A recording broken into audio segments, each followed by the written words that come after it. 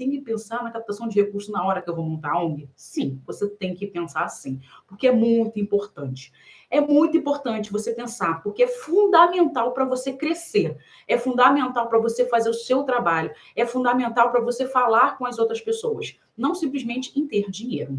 Por que não é simplesmente em ter dinheiro? Isso é muito importante. A captação de recursos, gente, não é simplesmente o ter dinheiro. E nem o gastar ou deixar de gastar dinheiro. Porque quem está me vendo aqui ou já me conhece há um bom tempo, eu já falo sempre isso. Captação de recursos é você captar recurso e você também deixar de gastar recurso. Porém, todavia, ainda envolve muitas coisas por trás da captação de recurso. Então, para aquele que não sabe, né, captação de recursos é muito importante para a organização, porém, todavia, são estratégias, são ações, é um processo que não começa da noite para o dia, é um processo que toda organização, sendo privada, sendo pública, sendo nós do terceiro setor, sendo as outras organizações aí, os outros setores, para aqueles que não sabem o que é o outro setor, tudo tem que ter uma organização. E essa é a questão. Você tem que pensar sim na captação de recursos. A gente tem que pensar sim do quanto a gente vai gastar, por que a gente está gastando isso, se isso tem que ser gasto, isso é muito importante. Por quê? Porque não é simplesmente vou criar um projeto e vou esperar as pessoas doarem recurso para mim. Porque isso muitas das vezes não acontece. As pessoas sabem que as coisas estão acontecendo, as pessoas sabem que as coisas estão mudando, porém, todavia, muitas das vezes as pessoas desconfiam. Então, não basta ser, tem que parecer, que é muito importante. Então, sim, a captação de recursos ela tem que ser pensada sempre pensando a longo prazo, porque o foco do projeto social é que ele esteja aí, ele faça o seu serviço e vá a longo prazo. Porque a gente não vai acabar com o problema social da noite para o dia. Então, a gente pensa a longo prazo. Legal? E aí vem a pergunta, Débora, mas se eu não pensar sobre essa questão de realmente de captar recursos, se eu não pensar na hora da criação, como vai acontecer? Então, como eu disse, se você está montando uma ONG agora, se você está querendo fazer um projeto social, e aí, como eu falo, gente, é muito importante você pensar. Eu sempre falo no montar a ONG, esse tipo de coisa. Muita gente me pergunta, Débora, mas eu não sou uma ONG? Gente, ONG. Eu fiz uma live falando disso na semana passada. Ela tem que ter 5 critérios aí muito importantes, que é a questão da legalidade, de ser legal, constituída, tá? Tem que ter um CNPJ, tem que saber se administrar, tem que ter voluntariado, tem todo um processo para ser uma ONG. Para aqueles que não são uma ONG, que ainda é um coletivo, um movimento social que ainda não está legalizado, assim mesmo eu gosto de falar ONG num todo, porque a ONG fica mais fácil para todo mundo. Mas a ONG mesmo, gente, tem que estar legalizado. Se você não está legalizado hoje, você é um coletivo ou um movimento social, tá? Mas assim mesmo, vamos voltar aqui. Mas eu gosto de falar sempre para todo mundo é ONG, todo mundo feliz, e vambora, o negócio é fazer acontecer. Mas assim mesmo, só para vocês entenderem, ONG tem que estar legalizada, tá? Mas vamos voltar aqui.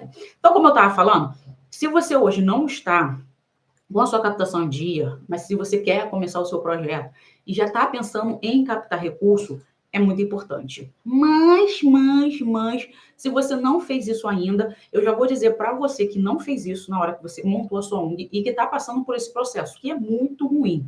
Porém, todavia, como eu disse, sempre há salvação se você fizer a coisa da forma correta. Então, vamos lá. Débora, eu não comecei o projeto, eu já comecei o projeto, não pensei em captação de recursos, o negócio não está fluindo, eu estou tendo muita dificuldade, o que acontece agora? Então, vamos pensar o que está acontecendo agora. Primeiro ponto é essa questão da falta de sustentabilidade financeira. Quando você não tem recurso, você não sabe, na verdade, o quanto você está gastando, por que você está gastando, e aí você tem um risco de não conseguir manter o projeto. Então, você não tem a sua sustentabilidade, que esse é o contexto. Hoje, eu sempre boto mundo real e mundo paralelo. Mundo real, hoje você tem o seu trabalho. Você está lá com o seu trabalhinho, você consegue pagar sua luz, sua água, consegue fazer sua faculdade ou sua pós-graduação. Você tem o seu trabalho, tá? Muitas das vezes, algumas pessoas é freelance também, em alguns momentos, vai tirar uma foto, vai fazer algumas coisas assim e consegue ter mais recurso. Mas a gente pensa o quê? A longo prazo, no momento de quê? No momento que eu começo a investir. E esse é o contexto. Eu estou pensando no meu futuro. Então, no momento que eu penso no meu futuro, eu vou fazer investimentos. Por quê? Muitas das vezes, para quem insiste aí, ver filmes, tá aí nas redes sociais, as pessoas pensam o quê? Em investir na bolsa de valores, esse tipo de coisa, para ter rendimento aí e viver de dividendo. Eu quero viver aí com 3 mil reais, 4 mil reais por mês, sem trabalhar, não precisar fazer nada da minha vida. E aí, na verdade, claro que a gente não vai poder fazer. Claro não, gente. A gente pode fazer isso na ONG, pode sim, a gente pode investir dentro da ONG, mas isso aqui é para outra live aí, tá?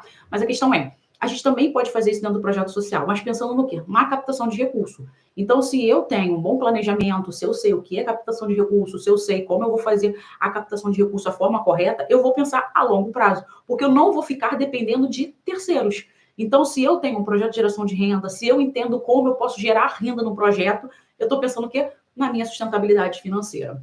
Então, se hoje você não pensou nisso quando você montou seu projeto, já começa a pensar agora. Como que eu posso ter a sustentabilidade do meu projeto social? E quando eu falo quando eu posso ter, eu não quero que vocês interrompam isso, tá? Porque eu estou pensando a longo prazo. Quais são as ações, quais são as atividades, como é que eu posso fazer com que a minha ONG não feche? Como que eu posso fazer com que eu não fique presa com um doador ou com um investidor? Esse é o nosso foco aqui. Então, você tem que pensar assim na sua sustentabilidade financeira, mas nunca pensando em um único doador. Por quê? Porque você vai ficar dependendo dele.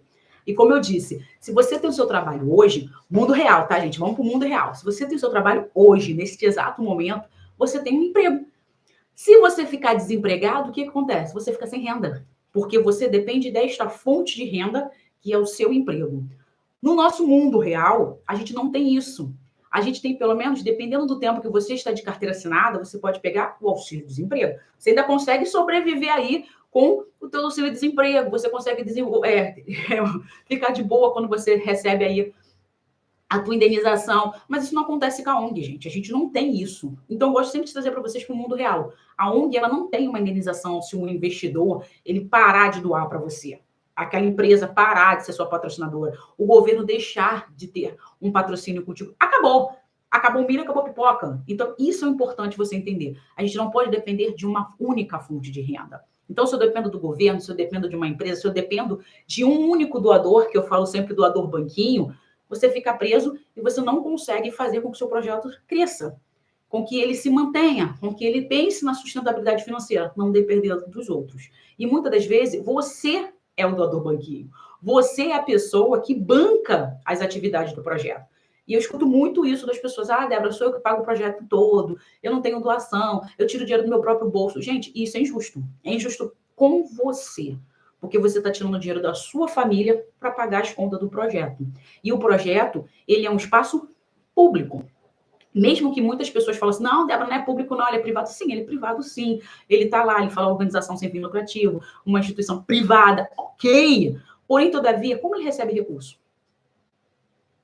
De terceiros. Então, você é uma organização pública. Você precisa prestar conta desse recurso. Então, você pede recurso para as outras pessoas para você fazer um bem para a sociedade. Não é para João, Pedro ou Maria, é para a sociedade.